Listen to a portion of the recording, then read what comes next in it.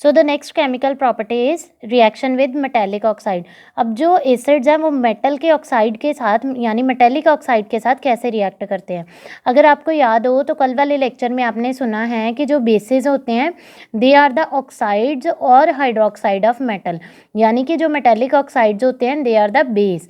तो जैसे आपको पता है कि अब हमने देखना है कि एसिड के साथ कैसे रिएक्ट करते हैं।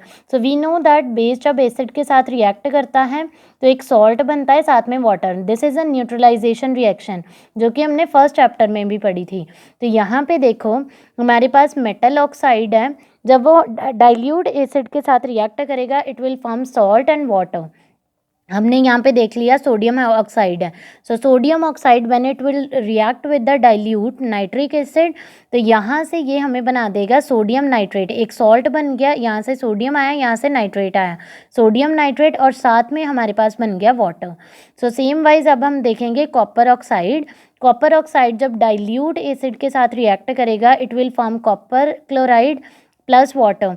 तो रेहान कल जो आपने यहाँ पे क्वेश्चन पूछा था कि कॉपर ऑक्साइड जो है वो तो इनसॉलेबल है, देन हाउ दे रिएक्ट, तो यहाँ पे देखो it is acting as a base, क्योंकि हमने पीछे पढ़ा है बेस जो होते हैं वो जस्ट हाइड्रोक्साइड ऑफ मेटल नहीं होते, they are also oxide of metal.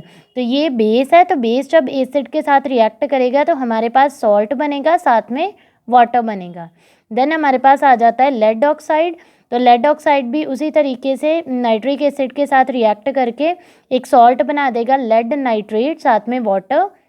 Then iron oxide, and when it react with dilute hydrochloric acid this will form the iron chloride, this is a salt plus water. अब ये जो reaction है metallic oxide की with acid, इसको अब हम देखेंगे through an experiment. अब यहाँ पे देखो हमने क्या करना है, सबसे पहले take small amount of copper oxide in a beaker. हमने एक बीकर में लेना है copper oxide, and copper oxide का जो कलर होता है it is black. Add dilute HCl slowly while stirring. अब इसमें हमने डालना है डाइल्यूट HCl, साथ में हमने उसको स्टिर करे जाना है। अब हम ऑब्जर्व करेंगे the black colour of copper oxide become bluish green due to formation of copper chloride, कि जो ब्लैक कलर है कॉपर ऑक्साइड का वो ब्लूइश ग्रीन हो रहा है, मतलब वो ब्लैक कलर चेंज होके ब्लूइश ग्रीन हो रहा है। क्यों? क्योंकि उसमें क्या बन रहा है, salt, that is copper chloride. तो यहाँ पे ये जो कॉपर ऑक्साइड है it is black in colour, तो जब इसके साथ रिएक्ट करा तो ये बन गया कॉपर क्लोराइड, मीन्स सॉल्ट बन गया which is bluish green in colour, and साथ में हमारे पास क्या आ गया, वाटर।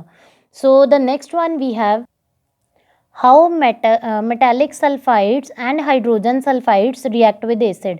अब हम देखेंगे कि जो एसिड्स हैं वो मेटल के जो सल्फाइड्स होते हैं और हाइड्रोजन सल्फाइड्स होते हैं उनके साथ कैसे रिएक्ट करते हैं।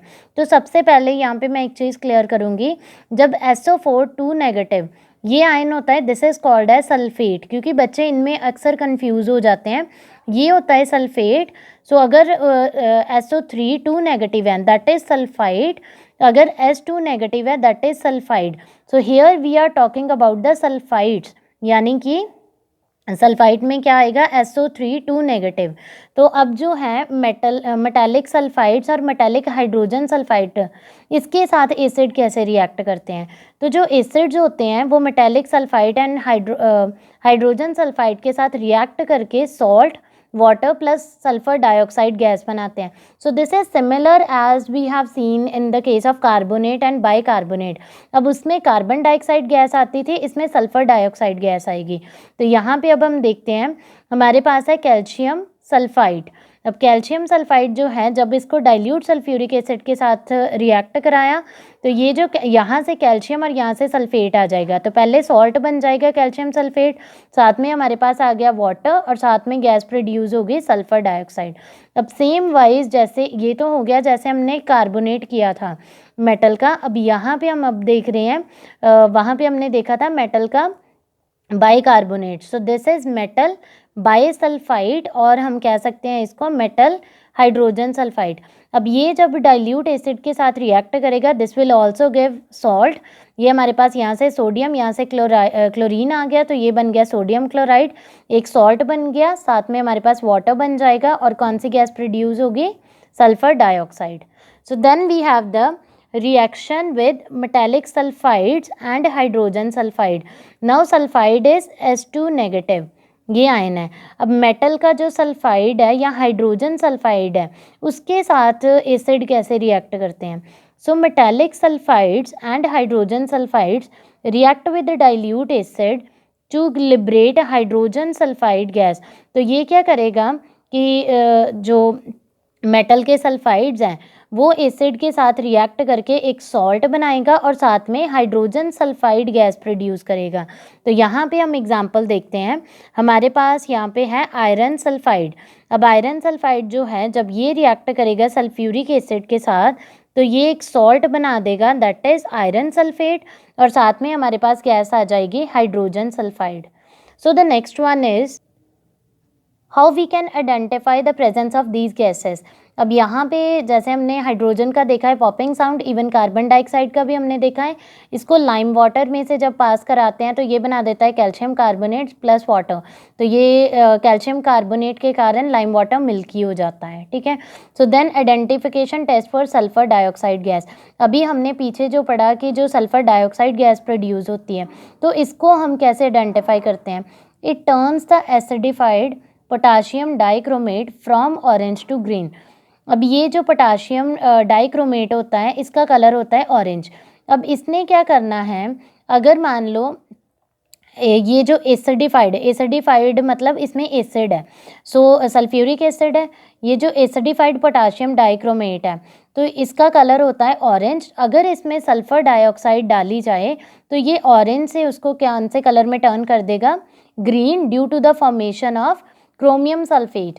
तो साथ में पोटाशियम सल्फेट बन जाएगा water. So due to the change in the colour कि हम देख रहे हैं कि पहले उसका कलर ऑरेंज है अब ग्रीन हो गया, दैट मीन्स कि उसमें कौन सी गैस की प्रेजेंस है? Sulphur dioxide. सो इससे हम सल्फर डाइऑक्साइड का टेस्ट कर सकते हैं। देन आ जाता है identification test for hydrogen sulphide. जो हमारे पास हाइड्रोजन सल्फाइड गैस बनी उसको हम कैसे टेस्ट कर सकते हैं? अब ये जो गैस होती है hydrogen sulphide, this gas has the रॉटन egg order and it form the black precipitate on reacting with iron compounds। अब जैसे एग जो ख़राब हो चुके होते हैं जैसी उनकी स्मेल होती है तो हाइड्रोजन सल्फाइड की भी वैसी स्मेल होती है।